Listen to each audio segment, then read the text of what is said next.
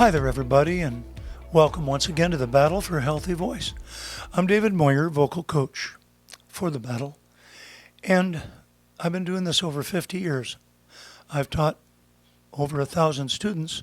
In fact, our podcaster and producer is a student of mine. She came on about 3 months ago or so, and her voice is becoming absolutely something that it's never been before, and freely produced and beautiful. Here she is, Sunny Gold. Hi, Sunny. Oh, hi, David. That's such a nice intro. Thank you for that. You're welcome. Well, welcome everyone to the Battle for a Healthy Voice. This is our YouTube channel. We encourage you guys to hit that subscribe button so you never miss another video. We're putting out a couple of these videos a week, and today we're doing a vocal coach reaction, which we know you guys love because you comment and you tell us what you think of what we say in these videos. Yeah, and you know what? In the past 5 or 6, since I've been using a more positive attitude and approach, we have some pretty good responses. Yeah. I guess when you tell somebody that they stink, it doesn't help them very much. You probably should say instead, there is a better way to sing, or here, try this way instead. Right, exactly.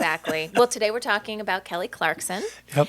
And I remember Kelly, you know, she's from American Idol, right? She was the first winner of the first season in 2002. Is that when it was? 2002? Really? Mm-hmm. Wow. Yeah, I guess that makes sense. But I remember seeing that first season. It can't be Harry Styles. It's got to be her because Styles would have been just a little child. Well, we're going to review Harry Styles next. Yep. So, yeah, Kelly Clarkson, American Idol. And I watched that whole first season. Did you see that first season with her? You know, I saw part of it, but no. I really liked her from the very beginning. I just thought she had a really powerful voice, and I've learned a lot about singing since then, but she really stood out for me, and so I'm excited to talk about her. She's had quite the journey. Mm-hmm. Yeah. Do you know anything about Kelly? I do. I studied a little bit about her this morning. In fact, I asked it because I'm a follower of Christ. I said, "Is Kelly a Christian?" It said Kelly's been had grown up in the Southern Baptist Church, I believe it is. She says, "I've always had a strong faith in God." That's what I got from it. Okay. Yeah, and I liked that part. But I also looked up how many awards has she won. I mean, there's so many awards that lady has won and songs she's done. I can't even shake a stick at it. Yeah, she's a host now too for a television show. She's got her own talk show. I didn't know that. She does. Wow, well, God elevates as we serve Him. Yeah. You know. So it's been interesting to kind of see her on her journey. Well, let's go back to the beginning because this first song that we're going to break down was the very first song that she sang when she won What was American the title Idol. of it, Sonny? It's called A Moment Like This. Oh, okay, I remember that. Yep, and this was 2000, well, this says 2008, but you said that competition was in 2002. I thought it was 2002. That makes more sense. So let's go with the 2002 number, because you never know with these videos on YouTube if the years are right. Because people could be posting the videos later. So that makes more sense. Okay. But let's check out how she's singing. Now I want to kind of give you guys a heads up. She is emotional in this song. She just won American Idol. So there are some moments that her voice is going to quiver and stuff, but she does pick it back up. And you know what, Sonny? Why shouldn't it quiver if you're emotional? Of course. One of the things I was taught, even when I was learning bel canto, is that there are times when you leave the bel canto approach because our emotion simply goes beyond. If you were to always sing pure bel canto, you'd almost have to be, well, quite honestly, very light of brain, kind of brainless, because it would be,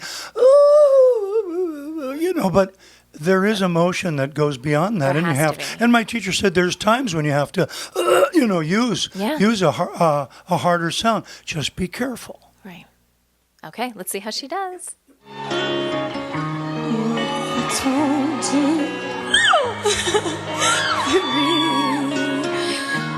Would you believe me? Would you agree? It's almost that feeling that we've met before. So tell me that you don't think I'm crazy when I tell you love has come here and now. A moment like this, some people wait a lifetime for a moment like this. Some people search forever for that one special kiss. Oh, I can't believe it's happening to me. Woo!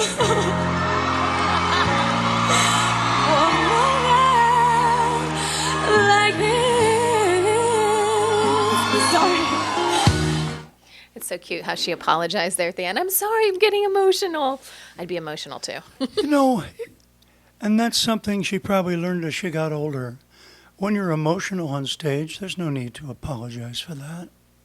When I was a senior in college, I gave my senior recital. And my grandmother, who was in her 80s at that point, lived in Bismarck, North Dakota. And she was flying out on the plane to come to my recital. And as she was driving to the airport to get on the plane, she still drove. Some young girl who was 16 had just gotten her license, ran the stop sign, and almost killed her. That very day, she was supposed to come out. So was it okay for me to be emotional when I sang the Lord's Prayer at the end and I had to tell them that my grandmother wasn't able to be here and so it was for her I did this? It's always okay to be emotional. Yeah. You know what? If you're not emotional as a singer or a speaker, an actress or an actor, what are you doing on stage? Isn't there supposed to be something special about you? Like, if I wasn't doing this right now that I learned, I remember when I was the lead in West Side Story, I was Tony, and I learned acting in high school. And Robin and Jay Ducrest, who were directors from L.A., they came up to direct West Side Story. So Robin says, give me your first line, Dave, go. And I went, yeah, Ruff says, rig-a-tig-a-tum-tum, Tony boy, you can't say what without saying why not? And he says, what? And I go, why not? And he says, because it's me talking, riff, whom to tomb. And I'm supposed to go, sperm to worm, old man. I went, sperm to worm, old man. Robin goes, oh, dear God. Okay, David, what do you know about acting? I went, well, I'm acting right now. He went, we're going to work on that. Yeah. Yeah, because I was as exciting as a speed bump in a parking lot, as my wife likes to say. So that lady, killer. I mean, wow. If I could be on stage or you could be on stage, wouldn't it be a thrill to sing with that lady? Yeah. Or just even share the stage, sing backup vocals for her. She really understands her instrument. I'm going to cut right to the chase. The vibrato is really nice, especially in her lower range. Yeah. However, when she sings up in her range, I notice the jaw distended, and because of my years of experience in what to listen for, I can hear a deviation in the vibrato's speed and pitch. Now, my question is, when we bring her up to the next year, which is now, what is this, in the 20s? 2020 I or think something? we have 2022 Okay, this year. so this is like, now, this is, whoa, dude, that's 20 years later. Now, instead of her being 19, she's 39, I believe I looked it up, and her birthday's in April.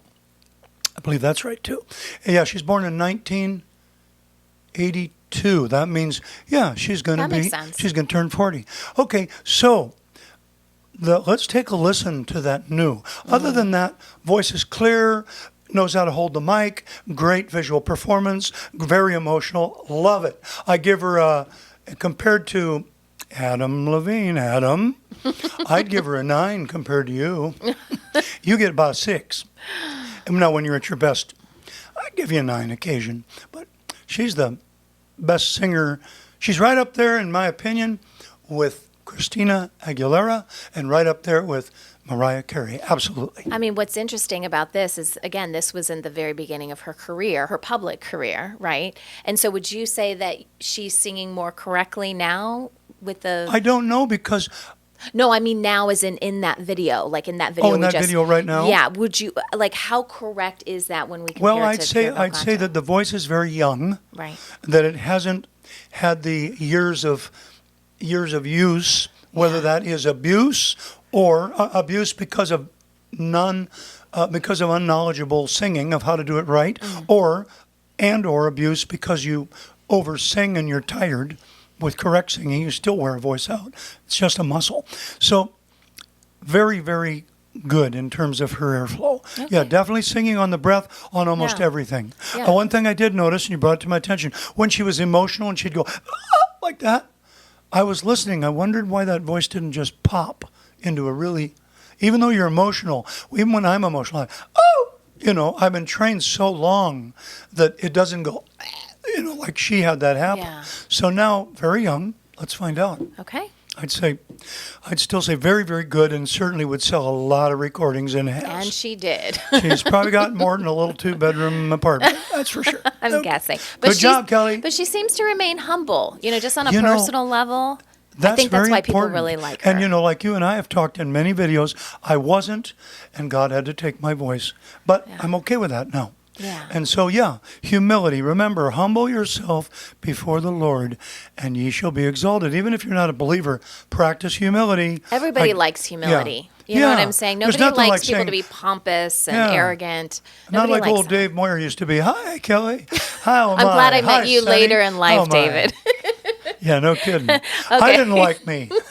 Okay, let's go on. Let's go on to the second video. So this is her version of I Will Always Love You, right? Very popular. Dolly Parton, Whitney Houston sang it. I will. Yeah. Whitney Houston. That's what sticks in my mind. Right. So 2022, at least that's what the video says. So I'm going to roll with that. And I believe that this was a live performance.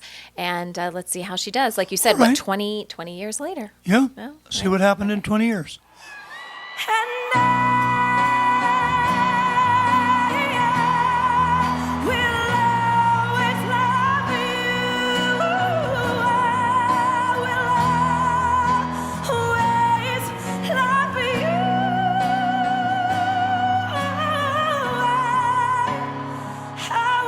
always love you.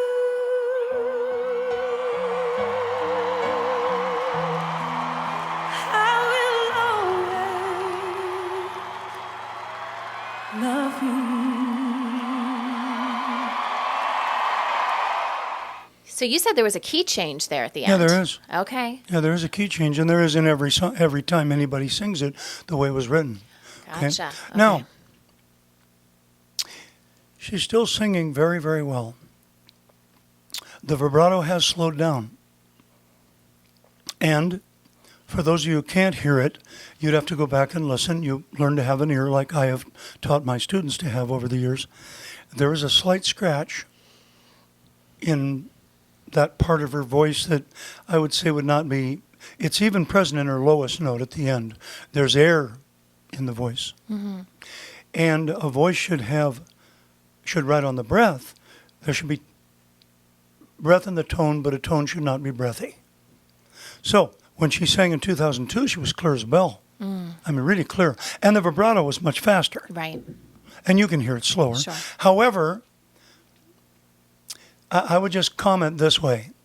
I'm sure she's had to perform a lot with that voice. Mm-hmm.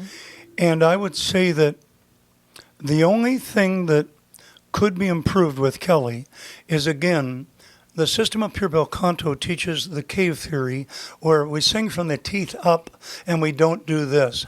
Yeah. But that's part of her style. And as a result, that does have its physical consequences in terms of shortening longevity, and it stretches the vocal bands from their natural length like a rubber band, boingity, boingity, boing, and then it stretches more. And that's why her vibrato is slower. People might say, well, that's just because she's 20 years older. Well, Sonny and I recently listened, and my wife brought it to my attention. A lady who I said, after my wife brought it to my attention, I wasn't looking at the video, so that lady's 12 or 13 years old. That's it. She's just singing beyond her time. That girl is just singing too heavy. And then she showed me the video, and it's a lady who's 96 years old, sings out of Italy, and she's singing at 96. So, could Kelly do better? There's a little healthier approach she could use. Yeah. I don't know whether or not the voice is able to do that anymore, her voice, because I do hear in it the stretching of the bands in that particular area of pitch. She gets her high notes, so she hasn't abused those like we're going to hear done by Harry Styles, where he used really heavy compression, and that's no good for you. It used to be that we compared everyone to Steven Tyler. Do you think Harry Styles is going to be the new Well, Steven you know what? Tyler? It's interesting that you say that, because I just said to my wife this morning, and you and I have not had this conversation, said, you know what I think? I think Harry Styles is the new Steven Tyler. That's what I told Kathy. We're telepathic, David. And yeah, I know. We're teasing about that, but the truth is she's had enough experience with private lessons with me and with her own listening over the years to recognize the sound when she hears it, that it's not the healthiest sound. However, is it loved by people? Oh my gosh, yes. Is she still extremely viable as an international performer? Yeah. Yeah, Kelly, you're doing great. But be careful, and I'm talking to you or your coach or both of you, be careful about that distended jaw. It wouldn't hurt you a bit to study the cave theory. Yeah. In fact, if you get a chance, manager of Kelly, coach, whatever, look at the Battle for Healthy Voice. Yeah. We do sing on the breath. That's why even though I damaged my voice, I didn't damage it in my upper gears. Like she pops up there. Look, did it look like I was under stress when I did that? No, because it's still there. Right. Because I let it be like a hummingbird when I'm up that high, or a tiny chickadee. I can't do that. Remember, every video I'm going to say, keep in mind, folks, the voice apexes. In other words, the highest notes are smaller. The lowest notes are smaller. The middle is sort of like who we are, but then it has to taper off. And it stands to reason. Look at God's creation. Does a hummingbird sound as big as an elephant when it sings its notes? No. And if you want big notes, do you go to a hummingbird or a chickadee or a robin? No, you don't. And if you remember that funny scene in Shrek 1, where she's singing and the bird's matching her, so she goes to a really high note, really screaming it, and the bird does it, and then she has cooked bird for breakfast for Shrek. Explode. Yeah, you can't do that. Okay, I mean you can. Okay, no, I'm not going to say you can't do that. People do it all the time, and they have millions of followers. Right. But it's not the healthiest approach. It's not the healthiest approach, and it won't give you 96 years old and still singing very, very well. Or like Tony Bennett, who does sing pretty well for being a jazz singer, and my teacher, who was 99 when he gave me my last lesson and still sounded like he was about 35 years old. Yikes. Well, if you want to learn more about what David and I are talking about, please visit our website, purebelcanto.com. David has a course. We actually did a course together where we explain the history of Pure Bel Canto. And David, you're doing online private lessons, group lessons. I am. I have people I teach in Illinois, in New York, and in Kentucky, as well as in California. I also wanted to say, visit AmericanMusicAcademy.com. Scroll down to where you can listen to my wife and I sing in our 40s. It'll give you a better idea of what I used to sound like and what Pure Bel Canto sounds like when you use it in that genre. Also, the Battle for Healthy Voice, YouTube, and as Sonny said, purebelcanto.com. Yeah, check it out. Make sure you subscribe, and we'll see you guys in the next video. And give us some comments. Yeah. Okay.